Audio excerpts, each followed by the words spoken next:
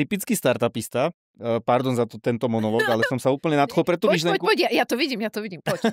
Že ten typický startupista sa nadchne pre tú myšlienku a on sa tak zamiluje do toho produktu, že on už rozmýšľa, aké featurey to bude mať. To je to, čo si povedal ten váš zásobník backlog, nápadov. zásobník nápadov, povedané s písomnou slovenčinou. Ale na druhej strane on by mal odstúpiť a povedať, moment, ten nápad je tak dobrý, že ja musím vedieť, s kým ho začnem robiť. A to je ten môj budúci úspech. Nie je to, aký bude mať funkcionalitný backlog, ale to, s kým do toho vstúpim. Kľúčová vec. Dúfam, že zrozumiteľná. Pre mňa absolútne. Praktické návody a stratégie, ktoré posunú váš biznis vpred. Pretože iba s pekným logom a zábavnou kampaňou ďaleko nezajdete.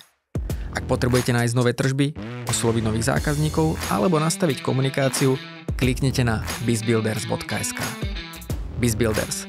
Stratégie, ktoré sú postavené na biznisových skúsenostiach a ktoré sa opierajú o dáta z trhu. Milí priaznivci a poslucháči našej 24, vítam vás pri ďalšej epizóde v tento krásny, teplý májový deň. Dnes sa tak usmievam, lebo tu mám konečne po dlhom čase sympatickú dámskú spoločnosť a je ňou Blaženka Ambróz Sedrovičová. Vyslovil som to dobre, áno, výborne, takže už najťažšiu časť podcastu máme za sebou, ktorá je okrem iného zakladateľkou veľmi zaujímavého startupu AI Dental. A vlastne o celej tej ceste, o tom odkiaľ, kam a kade a za akých ups and downs sa tam dostala, nám dneska príde pár vecí povedať. Tak Blaženka, trošku. vítaj. Ahoj. Tak teda, daj nám long story short, takú akože krátku dlhú cestu, alebo krátko o dlhej ceste tvojej Krátko o profesnej. dlhej ceste. Môj background je absolútne, že v marketingu a v komunikácii. Ja som to študovala, ja som to dlhé roky robila. Ako marketingová PR manažerka projektu Košice, Európske hlavné mesto kultúry 2013. Potom boli také nejaké zastávky v agentúrách, potom prišiel Peťo Šebo, tak 8 rokov sme spolu tiahli PS Digital. A potom som asi potrebovala novú životnú výzvu, mala som málo adrenalínu vo svojom živote a prišla do cesty moja vzácna priateľka Ľudská Pašková, ktorá povedala, a máme tu taký startup.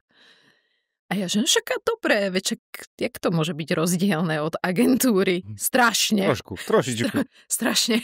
No a tak som skončila v AI Dental, čo je startup, ktorý vyvíja umelú inteligenciu pre zubných lekárov a edukačnú aplikáciu pre študentov zubného lekárstva a profesorov, aby vedeli lepšie diagnostikovať na základe zubných rentgenov. OK, takže vlastne zo sveta marketingu a dá sa povedať agentúrneho si išla do sveta startupistického, čo úplne iná game. Povedal by som to same but different.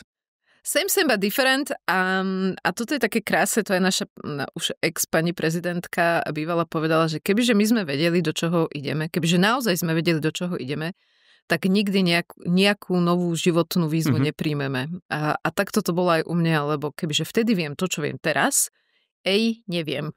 AI neviem. Dobre, OK. Iba v skratke, iba mi povedz, kde ste teraz v rámci, je to startup alebo už grown up? Máte nejaké revenues, alebo je to ešte stále, že robíte tú technológiu? Je to startup a my ešte nemáme revenue a vysvetlím prečo. My sme v regulovanom prostredí. Toto je, že medical device alebo zdravotnícka pomôcka. To znamená, že my ju nesmieme predávať, kým nie je takzvané certifikovaná.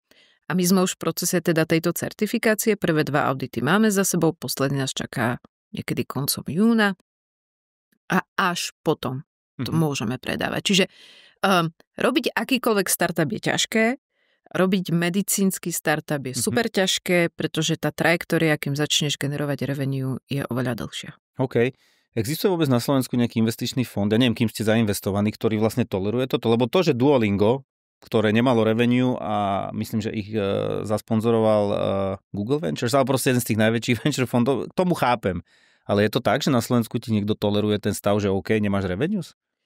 Na Slovensku celkovo je veľmi málo fondov a investorov a ešte z toho mála je veľmi málo tých, ktoré rozumejú tej trajektórii a životnému cyklu medtech alebo healthtech startupov.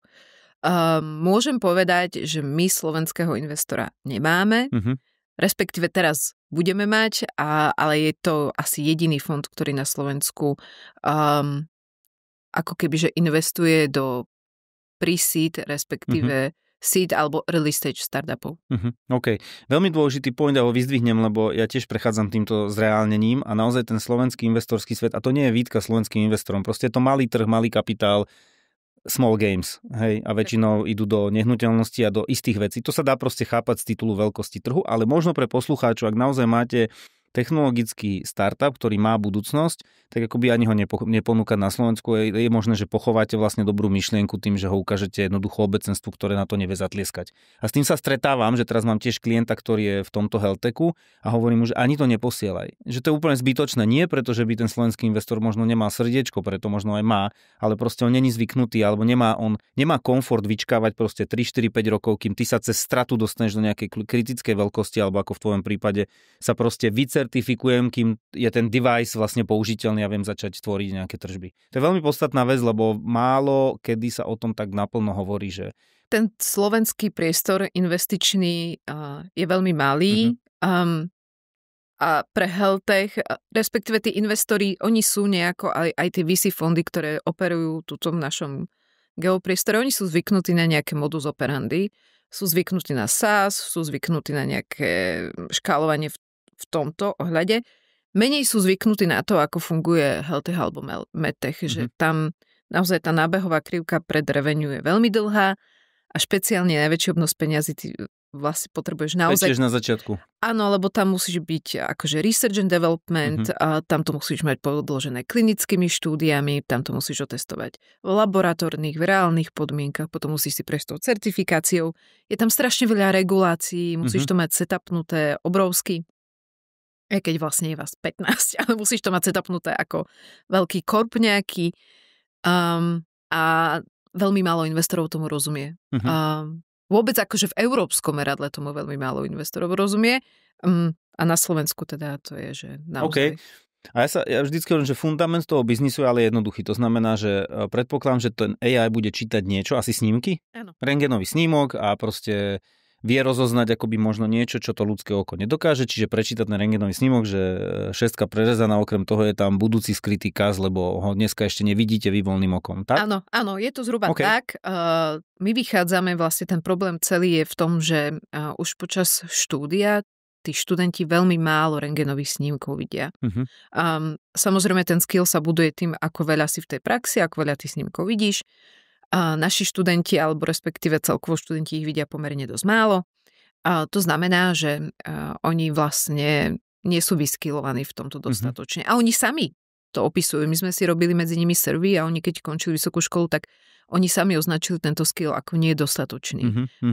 Čiže oni, nie že my si to myslíme, oni si to myslia. A zároveň si predstav, že ty ako zubar sa pozrieš do úst a vidíš, že tam na šestke sa ti niečo nepozdáva, tak robíš rentgen, ale ty sa už potom pozeráš len na tú šestku väčšinou, lebo si to ideš validovať, že či to tam vidím dobre, alebo nevidím to tam dobre. Keď to táto AI si preženie celý snímok a ona ti vie okrem tohto povedať aj, ale aj tuto sa nám niečo ukazuje, hej, že skúsa na to pozrieť. OK. Toto je ešte veľmi špecifické, lebo robili sme nie tento typ, ale pre Orle myslím, pre takýto viedenský startup, ale tiež šikovná Slovenka, ale podstatné je, že keď nám vysvetľovala, že naozaj, že vlastne to AI nesmie nahradiť, hej, že to tam je ako legislatívne veľmi tenké, to len zase popisuje moju skúsenosť, že vlastne ten AI môže byť ako tool, ale nikdy nemôže byť ako náhrada, že na konci dňa to musí na seba zobrať ten lekár, ktorý povie, že áno a dôverujem tomu, ale zase veľmi im to pomáha.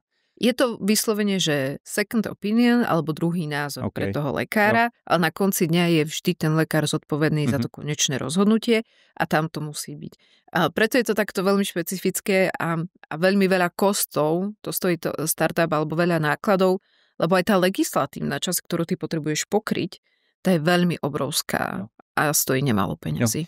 Ten druhý startup, tu som si teraz na to spomenul, sme riešili v januári či vo februári, tak bol založený zase na snímke hrdla, hej, že vlastne ty dokážeš zo snímky hrdla a tam išlo o to, aby sa vlastne eliminoval ten počet pacientov, ktorí musia ísť k lekárovi, lebo naozaj 70% z toho sú bežné laryngitidy, kde stačí zostať doma, čajík, neviem čo, paralel, nejdem prescription, pane Bože, vôbec.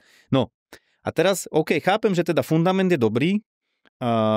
Keď sme v tej prvej časti tých fuck-upov, že s čím všetkým si sa pri tomto stretol, lebo určite, ako kľudne môžeš vybrať aj z tej etapy tohto projektu, ale možno aj z nejakých predchádzajúcich, že čo sú také najväčšie zatiaľ možno zlyhania alebo také fuck-upy, do ktorých ste sa dostali, fakt kľudne aj v tom prostredí, v ktorom teraz si. Jeden z fuck-upov, akože absolútne na môj vrúb je, že som veľmi podcenila, koľko dokáže páliť peňazí takýto medtech startup a že ich páli násobne viac ako normálny SaaS. Vzhľadom na všetky tieto regulácie, no to je jedno. A dosť chybne som si vypočítala teda dosť runway a to bol môj absolútny fuck up. Tam sme potom aj s founderami ostatnými to tak vykrývali, kým prišiel ďalší investment. A taktiež, a to človek sa učí na svojich chybách, ako som povedala, že tak z diaľky sa mi zdalo, že riadiť agentúru a riadiť startup, však to nemôže byť až taký veľký rozdiel. Proste manažujem ľudí, manažujem sourcy. Ale keď to v agentúre to škálujem, že už mám revenue a podľa toho si škálujem kosty, tak tuto je, že len kosty. Tak vlastne som zistila, že to fundraisovanie naozaj, že to je niečo neuveriteľné. Aké je za tým až chémia. A pre mňa to bola aj taká, že trošku akože skúška a zaťažkávajúca pre moje ego, lebo ja som bola vždy zvyknutá pracovať s peniazmi, ktoré som zarobila, hej, akože agentúra zarobila nejakým môjim pričinením asi, tak s tým robím. No a tu človek stále musí niekoho presviečať, aby mu dal peniaze. A to bolo pre mňa také, že bože, že čo toto je? Ale toto boli asi také najväčšie fuck-upy, možno by sme to mohli nazvať, že podcenenie tej rozdielnosti toho, že ako som bola zvyknutá viesť tie biznisy, lidovať tie biznisy a aká úplne iná hra je startup. To, čo ty popisuješ, že vlastne to, čo ja som vždy hovoril, že to čierna diera, čiže ty vlastne nevieš ani kde vypínaš a nevieš, kde stúpiš, lebo to je vlastne ten startup, že ešte ani neviem, čo všetko mám napočítať, neviem, čo všetko mám nakalkulovať. Čo vtedy robíš? Stane sa ti situácia, som totálne v čiernej tme, neviem, čo mám nakalkulovať, tak nastrelím, že asi potrebujem x developerov, nejaké priestory, niečo, zistíš, že je to 2x, 3x. No. Čo v tom, ako túto situáciu riešiť? Čo možno je to poučenie, čo by si dneska odporúčal? Aby ten človek aspoň trošku kolíkoval sa v tej tme, hej, že by nešiel úplne naslepo. Pre mňa veľmi dôležité bolo obklopiť sa ľuďmi, ktorí medtechu aj týmto veciam rozumejú viac ako ja. A to bola prvá vec. A druhá vec je proste naozaj to odkomunikovala v zmysle, že toľko na to máme a naozaj na to nemáme viac a musíme sa pozrieť na to, že čo s tým ideme robiť a ako s tým budeme fungovať. A tretia vec je, že absolútne, že prioritizovať. Že to mne vždy pomohlo, že naozaj som sa na to pozrela a že naozaj tie limitované sourcy ľudské, finančné, akokoľvek, som začala liať tam, kde bola aktuálne najvyššia priorita a ten zvyšok proste musel počkať. A kým som si bola istá, že mi pritečie ďalšia investícia. Ale je to trošku také, že ty si to tam nasetapuješ, urobíš si nejaký budget na 12 mesiacov, mám pocit, že niekedy je až moc ďaleko v startupe, ale dobre na 6 určite. A ono to zrazu ti to tam začne vyskakovať, hej, že aj si tam dáš rezervu, aj si tam dáš adres, ale zrazu to začne vyskakovať a tak je to také zábavné. No. OK, ty si pomenovala také dva základné princípy. Prvé, že absolútne tým pádom ty musíš uvažovať 80-20, čo je nevyhnutné, že musí byť, hej, že keď chcem zostrojiť túto miestnosť, tak sú 4 veci, ktorými začnem, na tie mám, tie musím urobiť a potom idem ďalej, čiže prioritizácia. Druhá vec, čo si popísala, je, že aj tých ľudí asi vedieš k takej inému vzťahu, že na to máme, na to nemáme a v rámci tohto asi oni musia byť efektívni, predpokladám. Musia byť efektívni, lebo inak to nejde a ja musím povedať, že a teraz teda veľa pracujem s developermi, že však vyvíjame software a AI a ja keď už počujem agilný prístup tak v môj mozog to spracovám na úrovni, to bude drahé. A že presne, aj častokrát sme sa presne s Peťom o tom rozprávali, že ten developer, že mi nevie povedať, koľko to bude stať, kedy to presne bude, lebo ja neviem, čo tam odkryjem a poďme agilne.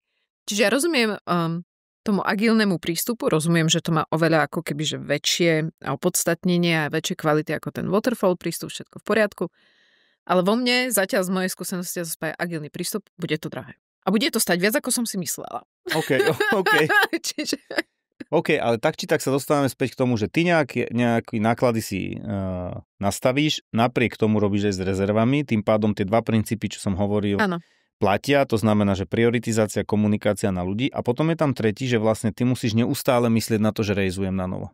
Áno. Čiže ty vlastne vždycky toho sloníka na novo predávaš. U nás sa hovorí, chceš predať sloníka pekne, o ňom hovor, modrého, takže vlastne ty stále akoby neustále, ja to hovorím preto, aby si tí ľudia vedeli predstaviť, že keď mám teraz, dajme tomu, že nemusí byť ani že startup, a dajme malú firmičku, ktorú chcem niekam dostať a proste je odkázaná na investment, tak sú to tie tri veci, ktoré musím prioritizovať, komunikovať na ľudí a neustále sloníka predávať. Presne tak. A ono to je o tom, že naozaj, že človek vyfundraizuje, hej, zrazu má nejakú runway, neviem, 6-8 mesiacov, čo pre mňa znamená, že dobre, môžem si možno tak na 3 týždne akože trošku, hej. To nerieši tú tému. Nerieši tú tému, ale to je tak 3, maximálne mesiac a som naspäť. Okay. A pitch decky a stretávanie sa a riešenie fondov a robenie si nejaké roadmapy pre ten fundraising. Je to extrémne náročné, človek na to musí neustále myslieť, musí hľadať tie zdroje. A potom teda ja som človek, ktorý v leadershipe má najviac, alebo najviac si libuje v tom, že rozvíja ľudí, nastavuje procesy a tak ďalej. A predávaš sloníka. A tuto niekedy mňa ide roztrhnúť, že na to, čo mám na tom celom najradšej, mám najmenej času, ale bohužiaľ, akože presne keď hovoríme o prioritizácii, no tak proste tá priorita je zabezpečiť, aby sme mali pokryté kosty a potom sa v úvodzovkách môžem hrajkať s týmito vecami.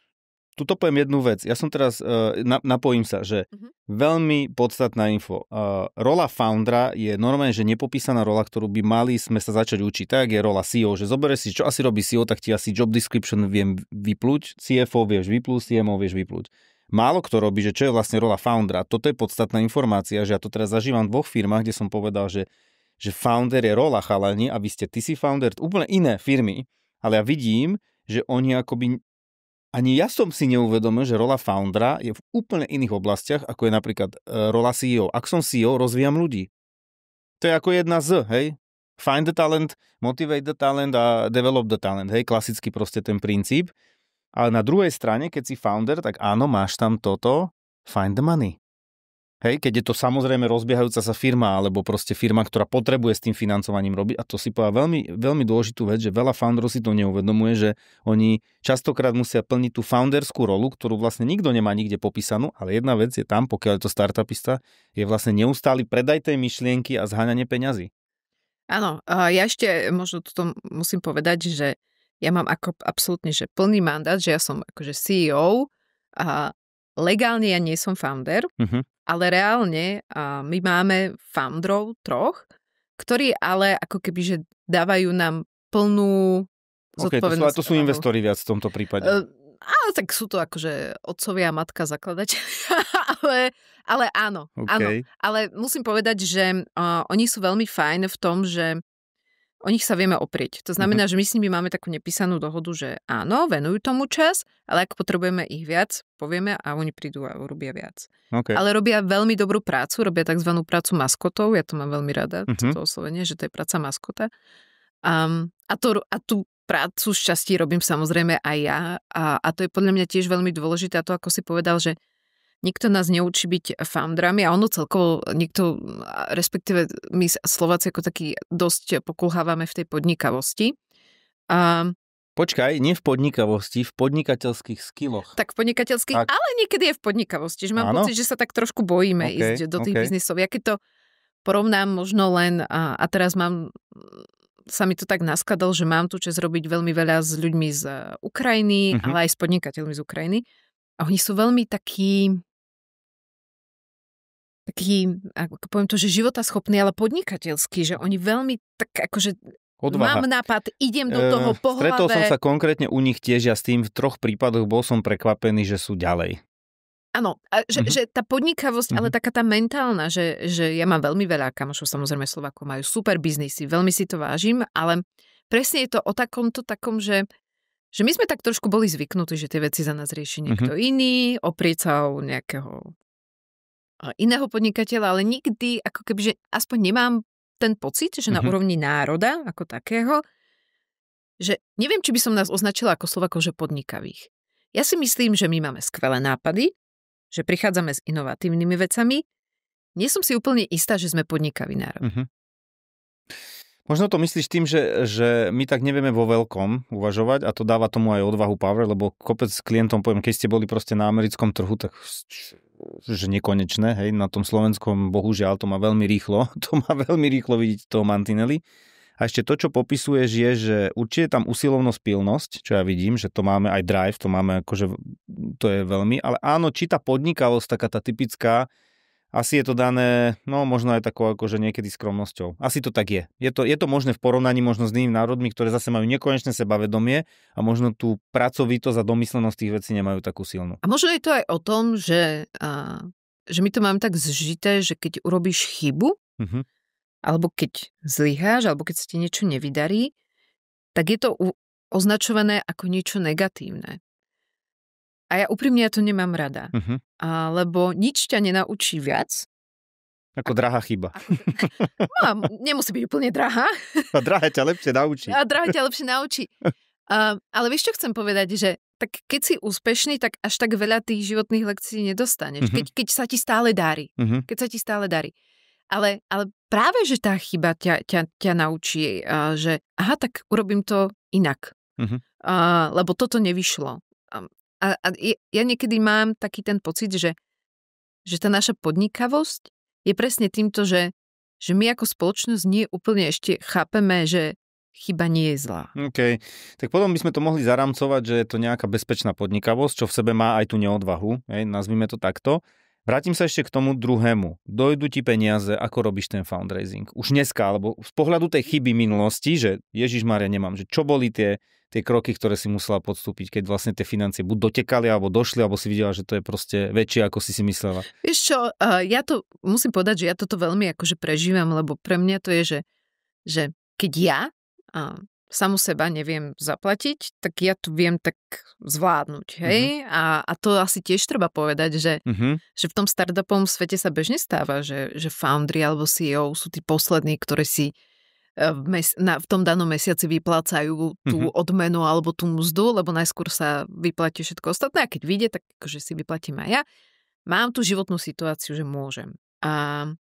Ale že pre mňa je vždy dôležité, aby naozaj tí ľudia boli akože zaplatení. Že, ja som to vždy to takto mala, že ja si stále hovorím, že firma, startup hocičo, to je nápis na stene, keď ti odtiaľ odídu ľudia. Vieš, že to je vlastne nemáš nič, keď ti odídu tí ľudia, ktorí ti tvoria na tú firmu. Čiže pre mňa je ten ľudský kapitál tak nesmierne dôležitý, že ja robím všetko preto, aby som si ho udržala a aby som ich motivovala. A toto je súčasť motivácie. Čiže vtedy normálne priorita, čo sa kedy akože vypláca a keď hovorím, že vieme sa obrátiť aj na founderov, tak tam vieme preklenovať obdobie nejako vyriešiť. OK, čiže ty máš founderov, ktorých vlastne môžeš používať ako nejaký nástroj. Áno, ale nerobím to, ak Jasné, nemusím. chápem. Na druhú stranu, ja som vždy to tak ako kebyže prežívala, keď tá situácia raz nastala, tak ja som to veľmi prežívala opäť ako svoje osobné zlyhanie, že som to zle odmanažovala. A potom sa začneš stretávať v rámci tej bubliny a zistíš, že a to je jeden startup, my sme už 2 mesiace po runway a zatiaľ nevieme vôbec, že čo. Že tá neistota, s ktorou je schopný ten startupista dealovať, je oveľa väčšia, ako je to možno v bežnej nejakej malej strednej firme. Čiže potom som si to tak zvedomila, že dobre, však poučila som sa, áno, ale je tento svet taký, že nevždy ti to tak vyjde, že keď ti skončí runway, tak automaticky hneď, alebo ešte skôr predtým ti pristane nový investment a niekedy je to vyslovene, že aj o šťastí. OK. A to, čo ty popisuješ, podľa mňa sa to deje aj v bežných firmách, že to je jedno. Keď je to startup, tak je to úplne, že neznáma. Hej, to znamená, že veľa vecí robíš proste do neznáma. To je úplne logické. Vždycky aj v tých firmách, aj tých, ktoré bežia, platí, že ten CEO chce, aby tí ľudia zostali. Je to sustainability, hej, o základ, čiže aby tí ľudia zostali, čiže pokryť náklady ľudí. Áno, dôležitá vec, možno aj pre poslucháčov. Keď ste CEO a robíte nejaký inovatívny projekt, to nemusí startup alebo aj firmu, ktorá rastie a vykazuje tie známky, je možné, že si na svoje neprídete. Hej, iba vedieť, že môže byť, že kľudne rok neuvidíte peniaze a musíte s tým byť OK, alebo mať životnú situáciu, že ste s tým OK, ale tiež málo kto má v hlave tieto veci. A posledná vec je, že proste ten rast stojí prachy. A v tom startupovom svete, v ktorom ty vidíš, ja vidím, že čo je zdravé, je si uvedomovať, že dneska sa nedá rásť z ničoho, že ty nevieš proste bez peňazí niečo postaviť. A my to vidíme aj v tých malých stredných firmách, ktoré strategicky obsluhujeme, že tam vidíš to, ako sa to vydýcha, práve to, že tí ľudia ani neuvažujú, veď ja na to vlastne nemám peniaze, nemám zdroj, aby som dosiahol ten pokrok a je to strašne ťažké to niekedy tam nasvedcovať, že halo, že ty chceš parádnu vec s tou firmou, možno, že aj tam vieš dojsť, ale nemáš na to zdroj a nevenuješ tomu čas, že poďme hľadať tie zdroje. A to je to, čo ty popisuješ, že vlastne v tom startupovom svete je to jednoducho tak a keď v tej hre nevieš behať, tak proste musíš niekde do bezpečia, ale nezostávať tam. No a ide vlastne aj o to, že naozaj my máme že backlog úžasných nápadov, skvelých nápadov, čo by sme ešte chceli, aké funkcionality, ktoré tomu celému dávajú zmysel, posúvajú to ďalej, ale potom príde na rad prioritizácia. A ty vieš, že naozaj mám tie limitované sourcy a potrebujem dosiahnuť tento milník, aby som konečne mohol začať generovať revenue. Tak ten backlog tam máš vzadu, aj keď by si to chcel robiť hneď teraz, ale sústredíš sa na to, aby si dokončil net product tak, aby si s tým mohol ísť na trh. Jo. My tu šúpeme tie anglické výrazy, s čím som ja OK, ale backlog je akože zdroj nápadov. Áno. A runway je vlastne akoby obdobie, do ktoré máte, pokiaľ ktoré máte peniaze, počas ktorého ešte máte peniaze, hej, tak v jednoduchosti, lebo... To bola tiež zábava, prosím ťa, keď som prišiel do startupového sveta, ja mám pocit, že prvé 3 mesiace to bolo len, že... Slovník, hej? Normálne slovník. Hej, okay. Normálne, ale vieš čo, ja som sa už oprostila od toho, že sa tvárim, že všetkému rozumiem a možno je to aj tou skúsenosťou, že ja sa už nebudem povedať, že neviem a nerozumiem. Takže keď na mňa začali sypať tieto názvy, tak som povedala, hovorím, vieš čo, normálne mi to povedz ako človeku, hej, chápeš, hej, normálne človek. Ja hovorím jednoduchšiemu človeku, normálne takto mi to vysvetlí, ja to vtedy pochopím a som schopná s tým pracovať ďalej. Že už nemám v sebe takéto, že keď poviem, že neviem, tak si o mne budú myslieť, že neviem. Chápem. Proste povedať nevieme úplne v poriadku. No. A teraz niečo, čo vieš. Ktoré sú tie body, ktoré takzvané strategické miracles, tie body zlomu, ktoré ty vidíš, že ak by nenastali, tak tá firma by jednoducho buď nešla, alebo by išla, ale opačným smerom. Opäť zopakujem asi, že nahajerovanie tých správnych ľudí. Opäť asi poviem, že ja už som sa opäť oprostila aj od toho, že musím vedieť všetko. Lebo v istom momente zistíš, že nemôžeš vedieť všetko. A veľmi dôležité je obklopiť sa ľuďmi, ktorí doplňajú to, čo ty nevieš. Takže pre mňa je ten zlomový bod bolo, že lebo vlastne mňa keď Ľudská Pašková teda pritiahla k tomuto projektu, tak tam bol jeden človek, dvaja. Takže vybudoval sa vlastne tím s ľuďmi, ktorí vedeli pokryť tie naše needs. Samozrejme, že by sme potrebovali tak o 1/3 viac ľudí, ako máme aktuálne, že? A každý robíme prácu asi tak za 2 ľudí, ale to je startup. Ale sú to skvelí odborníci, či už vo vývoji AI, či už v product owner je výborný. Či moja co-CEO Olga, tá je absolútne v metech, v reguláciách, vo všetkých týchto veciach. Čiže je to veľmi dôležité, čiže ja poviem, že prvý bod zlomu je to títo správni ľudia. Druhý bod zlomu je, úprimne neviem si predstaviť, že by som takýto druh startupu robila bez toho backgroundu, ktorý ten náš startup má. To znamená, že či Ľudská Pašková, či Palo Andiel a len možno... ako my sme tu so značkami, počúvaj? Feel free. Feel free. Neviem, ako sme so značkami, v pohode. Ja som kamoš so značkami a ty si ako... Neviem, čo môžem, čo nemôžem. Môžeš, ako zatiaľ sme nemali takúto reštrikciu. Dobre, takže... tak vlastne oni... Ale ide o všeobecný princíp, nie o konkrétnych ľudí, mená, názvy, značky, ide o všeobecný princíp. Áno, tak oni sú vlastne Kuradent ľudia, respektíve Kuraprox. OK, čiže ľudia, ktorí majú za sebou veľmi dlhú cestu. Prvá vec a druhá vec sú skvelo znetworkovaní v tej dentálnej ako kebyže oblasti. Okay. Čiže my napríklad, ďalší bod zlomu je, a títo dvaja ľudia a aj prvý investment, ktorý sme dostali, bol od švajčiarskeho Kuradenu, čo nám automaticky prinieslo to, že my sme hneď od dňa 1 začínali medzinárodne. OK. My sme to nikdy nemali tak, že však tuto akože Bratislavská univerzita a verifikujeme si a potom pôjdeme. Nie, my sme hneď od bodu 0 začali, že my máme univerzity, že Slovensko, Viedeň, 2 v Amerike, Rumúni, Taliani, India. Čiže my od bodu 0 sme začínali ako keby, že celosvetovo. A ty si povedala, vieš o tom, že teraz kľúčové veci, ktoré možno rozhodnú o tom úspechu toho projektu. To málo kedy počujem a to je vec číslo, k tým ľuďom sa dostanem, ale tá vec číslo 2, ktorá je podľa mňa vec číslo 0, je, že ak teda idem do niečoho, čo je v oblasti, ja neviem, akejkoľvek, dajme tomu vo vašom prípade, že konkrétna medtech oblasť, tak idem s ľuďmi, ktorí sú už ďaleko, že poznajú a zároveň majú ten, akoby, ja to volám, že kompetentný investor, ktorý ťa rovno dostane vonku. Presne tak. Lebo pri tom úplne na začiatku sme si povedali, že ten slovenský trh pre niektoré typy, nie že startupov, aj firiem je úplne nevhodný. Že vlastne sa tu utrápia k smrti. A pritom super vec. Hej, to vidíme. A že tá kľúčová vec, že OK, mám nejaký produkt, alebo projekt, porozmýšľať, že či vôbec na tomto trhu. Ak nie, že to musí byť medzinárodné, tak rovno sa ťahať k partnerovi alebo investorovi, kto tam má dvere otvorené. Všetko medzi tým je vlastne zbytočná robota. Lebo ty, keď neurobiš túto vec na začiatku dobre, teraz vlastne som pochopil, lebo poznám tých ľudí, nie osobne, ale poznám, lebo to sú ľudia, ktorí sú považovaní za kompetentných v oblasti biznisu, aj tej vašej oblasti, a keď sa s nimi spojíš, alebo v tomto prípade pracuješ pre ich projekt, tak akoby tam je to strašne, a to nie je skratka, to je vlastne výťah do prvej ligy. To je ako keby si bol talent a ja ti poviem, vieš čo, nechoď hrať by som žiadny klub neurazil, tak do nejakého slovenského klubu v prvej lige, lebo ty si tak dobrý, že proste choď a začni v kempe v Barci, lebo naozaj ty máš na to. A je to veľký rozdiel. V Barci to vyzerá proste inak. Tomu sa hovorí takzvané unfair advantage. To je úplne, že super fair advantage. Hej, musíš o nej vedieť. Väčšinou sa akože to tak označuje, že nefair výhoda. A strategicky, vždy sme nad tým tak uvažovali, že nie je to o to, aj keď akože strašne tie peniaze potrebuješ, ale vždy premýšľaj nad tým, že komu dáš ten cap table alebo to equity, hej.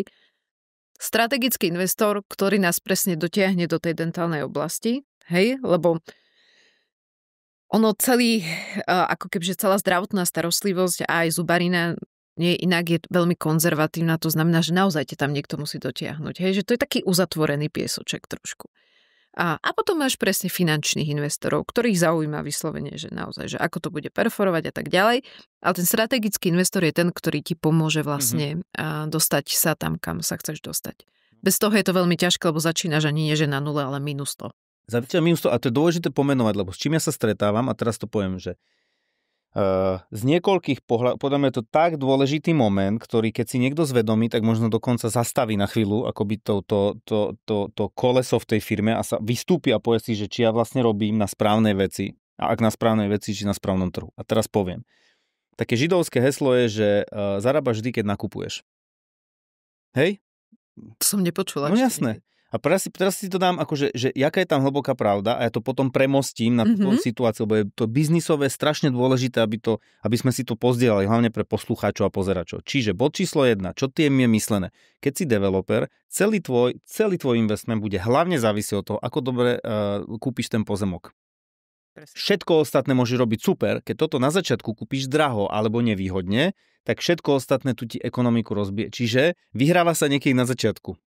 Hej? A to židovské heslo je v tom, že jak je buy cheap, sell high, ale to nie je, že unfair advantage, to je myslené v zmysle, že tam sa rozhoduje vlastne, že ty v tom prvom kroku rozhoduješ sa. Keby si to isté urobila s nejakým slovenským malým fondom, ktorý vlastne iba tiež chce to niekomu v čase exitnúť, tak sa možno spoločne trápite 10 rokov, po 10 rokoch ste utrápení, strašne veľa energie a je to vlastne celé zbytočné, lebo nenastane ten posun tej firmy. A ty keď na začiatku, ja teraz neviem, že ty si to má vedome, ty si pristúpila, ale ja to hovorím, že keď ten podnikateľ na začiatku si povie moment, ale ja to musím na začiatku ten pozemok dobre kúpiť, preložené do biznisovej reči, aby som bol stále zrozumiteľný, že ja musím to dobre setupnúť na začiatku, že s kým a za koľko a s niekým, kto ma vie potiahnuť, tak tam som ja vlastne vyhral pol zápasu. A fakt to vidíme, že tie vytrápené firmy si toto na začiatku nepovedali a vidíme, že tie konsekvencie aj pri šikovných ľuďoch sú len stredné, väčšie alebo menšie trápenie. ale je to stále ten drahý pozemok, ktorý kupuje na začiatku a to už nevymaržuješ do nejakého zaujímavého akože výsledku. Čiže toto je veľmi kľúčové a ty si teraz pomenovala princíp, že vlastne od začiatku sa stanú do dobrého výťahu. No. A to je akože veľký skill. Lebo si zober, že typický startupista, pardon za tento monológ, ale som sa úplne nadchol pre tú myšlienku. Poď, ja to vidím, poď. Že ten typický startupista sa nadchne pre tú myšlienku a on sa tak zamiluje do toho produktu, že on už rozmýšľa, aké featurey to bude mať. To je to, čo si povedal ten váš zásobník backlog, zásobník nápadov, povedané s písomnou slovenčinou. Ale na druhej strane on by mal odstúpiť a povedať, moment, ten nápad je tak dobrý, že ja musím vedieť, s kým ho začnem robiť. A to je ten môj budúci úspech. Nie je to, aký bude mať funkcionalitný backlog, ale to, s kým do toho vstúpim. Kľúčová vec. Dúfam, že zrozumiteľná. Pre mňa absolútne, áno. Čo neznamená, že to bude menej práce a vôbec to neznamená, že to bude menšie trápenie. Ani to neznamená, že si odsúdený na úspech, ano. Ale si minimálne menej odsúdený na neúspech. Presne tak. Ja to popisujem skrz toho, že vidím, že tí podnikatelia sa tomu vlastne nevenujú. Že oni vlastne hneď oni akoby tak vhúpnú do toho, že už robiť, už to rozvíjať, ale práve udržať si ten nadhľad, že pozor, lebo tu keď sa s niekým, no to by som sa opakoval. Čiže že toto bol ten moment číslo 0. A poďme ešte teda k tým ľuďom. K tomu výberu. Áno. Ja ešte vlastne aj keď som viedla agentúru, tak ja som stále ako kebyže dbala na to, aby sme kladli veľký dôraz na ľudí, starostlivosť o ľudí, transparentnú komunikáciu na ľudí. Čiže pre mňa sú ľudia niečo, bez čoho proste nevieš robiť svoj biznis. Hovorím, bude to ten nápis na tých dverách, na tej stene, ale keď sa všetci zdvihnú a ti odídu, tak ti ostane len to. A možno nejaké IP rights, ale bez tých ľudí to bez tak robiť nevieš. Čiže ten výber ľudí je kľúčový, udržať tých ľudí je veľmi namáhavé, people management, to som dopotená každú hodinu. Môj muž sa niekedy smeje, že ale však ty si vlastne psychologička, hovorím áno. Aj tiež. Vieš, ako to je, keď stúpajú tlaky, je tej práce veľmi veľa, čo mi teraz teda v čase, keď máme audity, tak to je akože naozaj veľmi náročné. Tak tie trecie plochy sú časté a častejšie ako zvyčajne. Čiže niekedy je to len o tom takomto, že ako ty prídeš ráno do ofisu, akú náladu tam nastavíš. Niekedy to je len o tom, že kedy vieš, aký joke šplechnúť, aby si odľahčil tú situáciu. Ale celkovo snažím sa, a nie som 100%, myslím si, že nikto nie je, vždy sa pozerať na to, že je to ľudská bytosť, ideálne, ak nech má aj čas na svoj život a aby sa mu tam robilo dobre. No. A keď sa pozriem také nejaké praktické, sa budem snažiť teraz vydriapať, že Skúsme. Čo sú parametre, podľa ktorého si vyberáš ľudí? Také konkrétne, možno tvoje také manažerské typy, že na toto si dávam pozor.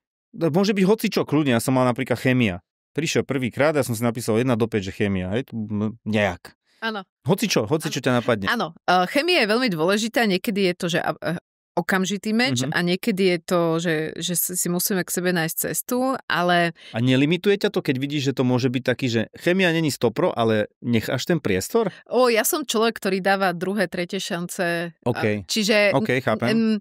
Nie som ja ten človek, ktorý keď príde k nejakému konfliktu alebo nezdaru, tak robí, že automaticky akože, že vyhodím niekoho. Ja sa vždy snažím pozrieť najskôr na tie silné stránky toho človeka a skúsiť mu ponúknuť možno niečo, čo mu fitne viac. Ale tiež akože druhé, tretie šance 3-krát a dosť. Čiže potom už keď zistím, že to naozaj nejde, tak sa rozlúčime. Ale nie som ja ten človek, ktorý automaticky ako kebyže niekoho to... Raz sa mi to stalo.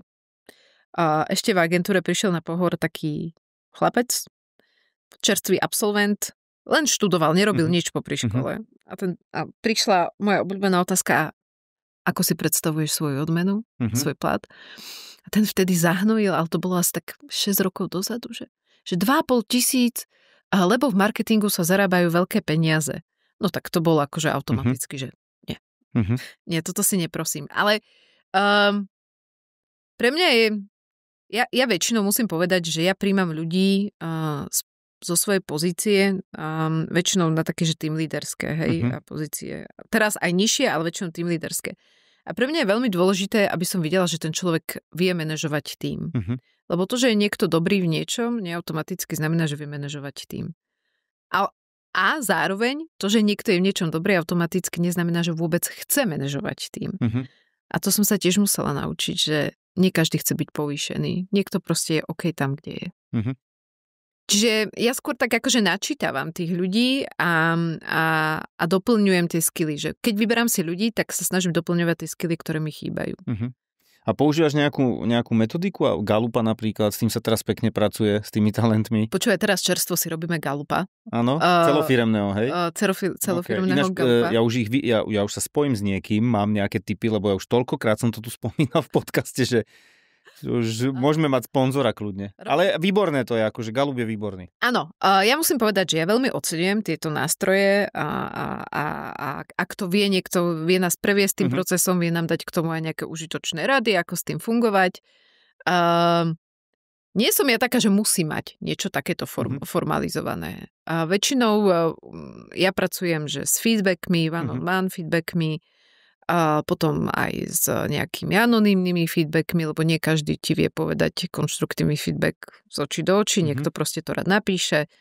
A snažím sa z toho vyvodiť nejaké action pointy do budúcnosti, ako s tým vieme pracovať. Čiže ja som taká, že ja používam trošku také, že personalizované možno riadenie ľudí, že vždy sa snažím pozrieť na toho človeka nejako akože člen tímu, ale on ako človek a čo by ho mohlo baviť, čo by mu mohlo ísť a rozprávať sa s tými ľuďmi.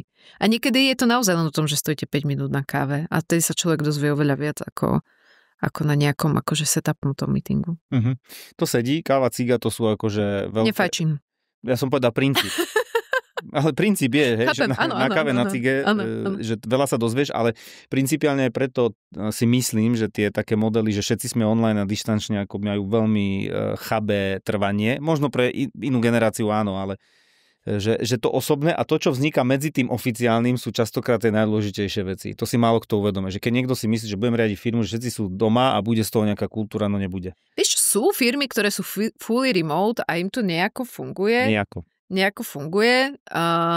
My napríklad tiež máme akože kolegov, jedna kolegyňa, ktorá vlastne koordinuje veci pre Európu, tak ona sedí vo Švajčiarsku.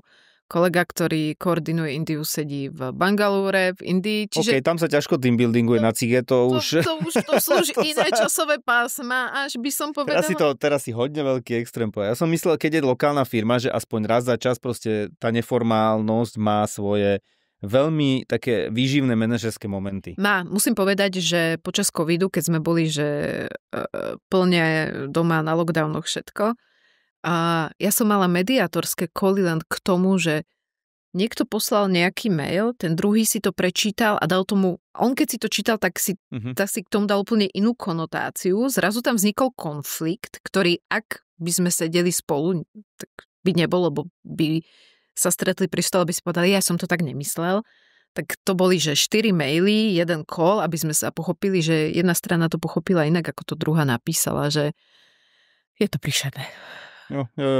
Toto vzniká a ja som skôr tým chcel povedať, že keď je takýto človek ako ty, ktorý je viac o nejakom, že vnímaní tej individuality, tak je to pre teba veľmi podstatné byť s nimi fyzicky. A sú fakt typy a typy, že niekto naozaj si zoberie nejakú metodiku typu Galup a povie si, toto sú tvoje 4 silné stránky a to by malo mečnúť s týmito, lebo ten ich nemá, tých zas máš a tak ďalej, čo je tiež spôsob, ale ty máš skôr spôsob, aspoň z toho, jak ťa navnímam, že je to veľmi také, že ľudské a také relatívne osobné. Čo ti asi aj tá veľkosť týmu umožňuje? Zatiaľ áno, ale potom už keď sa to preklápa, že keď som odchádzala z agentúry, tak tam nás už bolo 35 a nejako a plus, tak tam už akože viac som sa rozprávala s tým lídrami a som očakávala, že oni mi budú vedieť povedať, že čo sa deje, ako sa deje.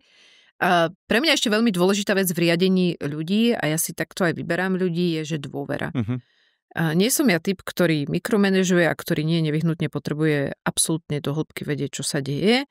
Ja sa vždy viem a chcem sa spoľahnúť a dôverujem tomu človeku, tým lídrovi, že to vedie tak, aby sme dosahovali výsledky a aby bolo dobré a zároveň, že sa ozve, ak je nejaký problém v tíme.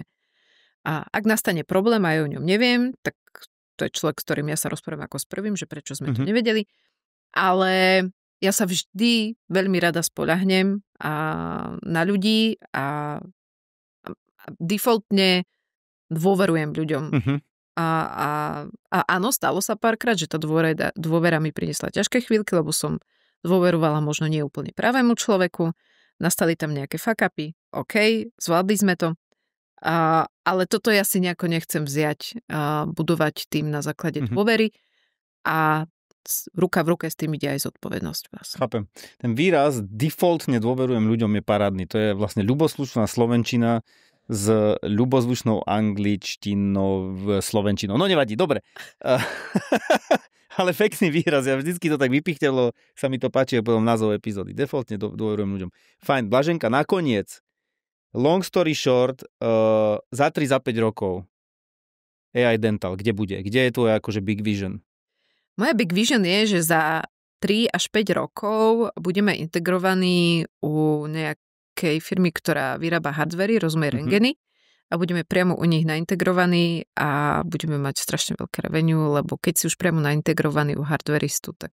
Chápem, takže je to vlastne globálna značka, ktorá je ale B2B, je súčasťou vlastne nejakého technologická značka, ktorá je súčasťou technického riešenia, čiže priamo v nejakých výrobkoch typu rentgen. Máš ten rentgen u svojho zubára a my priamo tam budeme naintegrovaní, takže keď sa urobí rentgen, tak automaticky si bude vedieť spustiť našu AI. Super. To mám rád, keď je tá vízia takáto jednoduchá. Ona je jednoduchá. Len... Jednoduchá k vysvetleniu. K vysvetleniu, k exekúcii a k dosiahnutí už menej. OK, tak veľmi pekne ti ďakujem za túto krásnu víziu. Želám ti, aby celá exekučná cesta bola posiata samými dobrými rozhodnutiami a aby... fialkami. A môže byť kľudne aj fialkami, čímkoľvek, čo ťa tam donesie. A nech to teda dosiahnete a možno, že bude z vás jeden z takých tých prvých slovenských unikornov. Nikdy nevieš. Tak už máme nejaké, nie? No, neviem, či úplne unikorna máme, zatiaľ nie. Máme tam nejakých akože čakajúcich, čo im rastie akože ten, čo to má unikorn vpredu? Roh. Jednoroh. No. Jednoroh. Ale ešte neviem o tom, že by, Česi majú 4, my myslím, že ešte nemáme, takže možno vy budete prví. Tak držím palce a ďakujem, že si prišla. Ja ďakujem.